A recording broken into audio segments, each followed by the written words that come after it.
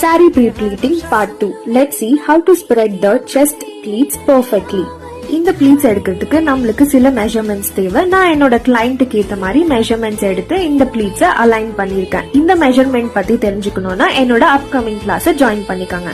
Pleats iron பண்றப்ப sometime shoulder பின் கிட்ட இந்த மாதிரி ரிங்கிள்ஸ் வரும். அதை மினிமைஸ் பண்றதுக்கு நம்ம பாருங்க ப்ளீட்ஸ் இந்த மாதிரி குட்டி குட்டியா அலைன் பண்ணி பின் பண்ணிக்கலாம். நம்ம இப்ப ரெஃபரன்ஸ் மார்க் பண்ணியிருந்தோம் இல்லையா, அங்க இருந்து ஸ்டார்ட் பண்ணி எல்லா ப்ளீட்ஸையும் அழகா என்னோட கை வச்சு அலைன் பண்ணிக்கிறேன். இப்போ ஸ்ட்ராங்கா ஒரு ஸ்டீம் அயன் கொடுத்துக்கலாம். லெஃப்ட் ஹேண்ட அப்சர்வ் பண்ணுங்க. நம்ம அயன் பண்ண சாரியை எடுத்துட்டு போய் ஃப்ரண்ட்ல அழகா டிராப் பண்ணிக்கலாம்.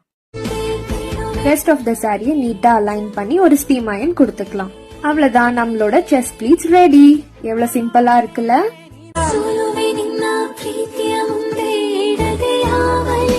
பார்ட் 3ல சென்டர் ப்ளீட்ஸ் எப்படி எடுக்கிறதுன்னு பார்க்கலாம். Stay tuned.